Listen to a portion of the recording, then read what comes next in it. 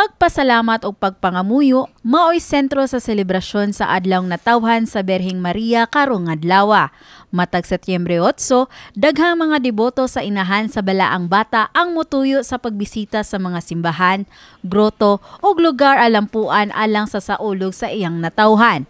Usa sa mga gihugupan sa mga Marian devotee mao ang Carmelite Monastery sa Cebu. Diin naabtan sa MyTV Cebu News Team ang mga deboto nga naglinya alang sa pagampo ug pagpangamuyo kang Berhen Maria. Usa sa mga deboto mao si Maria Janelle Taboy, usa ka nursing student ug taga Katbalogan, Samar, nga tuyong mianhi sa Sugbo alang sa iyang pag-eskwela sa kolehiyo. Makatapos po ako ng pag-aaral, tsaka makapasa po yung ate ko sa board exam ngayon. At lahat po ng blessings, nagpapasalamat po ako. Kada simana, muanhi si Janelle para managkot kung aduna siya'y bakanting oras ighuman niya sa iyang klase. Sama sad ni Nanay Wandanilla, 71 anyos, deboto, nga gikan pa sa Minglanilla. Dadlaw ni agi ko diri, pero manhigid ko. Kada buwan, kaduhay katulo, anak. Panglawas, ako mga igsuon, mga asawa, ilang mga anak. Mumbai, panalipdan in town, mga silingan, mamaayo ra in town, may matag-usa-usa na mo. Among mga heart, mga kaluoy, anak, tanan good.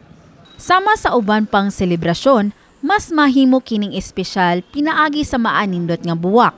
Si Tatay Gomer Borba, usa ka flower arranger o vendor, sayo pa lang sa buntag nagsugod na sa pagmaligyag mga buwak gawa sa Carmelite Monastery. Dugay na siya tigpaninag mga buwak, kapin 30 na katuig ug matag birthday ni Mama Mary, mag-display na siya sa iyang baligya pasado alas 6 pa lamang sa buntag. Na ay 50, na ay 100, dayon kato pwede rag mahangyog 400. Or 350 na nakaluyan nun ta sa adlaw-adlaw nga panginabuhi. Gibisita sab sa MyTV News Team ang Cebu Metropolitan Cathedral ug atong naobserbahan ang daghan sab nga nanagkot alang ni Mama Mary. Usa kanila mao si Mami Risa ug kauban niyang 2 months old nga bata nga si Baby Aldria. Bisag init kayo ang panahon, nigahin sila og oras ni Mama Mary. Nang labi na gyud sa akong baby, kuan lang gyud happiness sa kuan family, kabaskog sa lawas, labi gyud sa mong kuan baby namo. Then world peace. Samtang mas nahimong espesyal karong adlaw alang sa deboto nga si Nanay Aida Morada. Tungod dungan sa adlaw natawhan ni Mama Mary, mausab ang iyang ika-64 nga birthday. Uban ni Nanay Aida ang iyang apo sa pagbisita sa simbahan. Pasalamat ra sa kunya nga nana sa korong laing pakli sa kong kinabo 64. O nga makaabot pa ko nila, maka-guide pa ko nila, makaserbisyo pa ko sa akong apo sa akong mga anak. Samtang sa Archdiocesan Shrine of St. Therese of the Child Jesus sa Lahog, busy man sa iyang trabaho isip event stylist si Roque Alquizalas, wala siya nakalimot sa pagpasalamat sa mahal nga Berhen. Iyang gibutyag nga mapasalamaton siya sa iyang trabaho ug sa mga grasya nga iyang nadawat.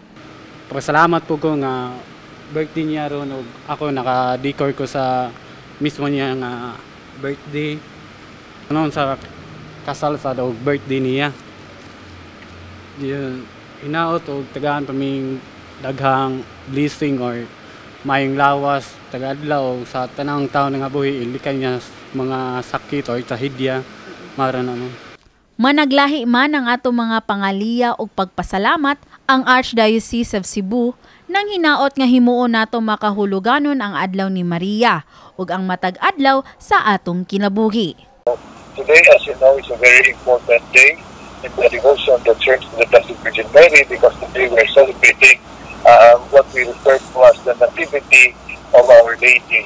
And this is an important day to us because we know that it is through Our Lady that our Savior, our Lord Jesus Christ, came to us. We pray that this day may be filled with hope for everyone, that God is with us, that we are not left alone, that when we see Our Lady, we are assured that God cares for humanity, and God comes more importantly to save us from sin and to bring us to life everlasting. So to everyone, may you have a meaningful celebration of Our Lady's birthday, and God bless us all.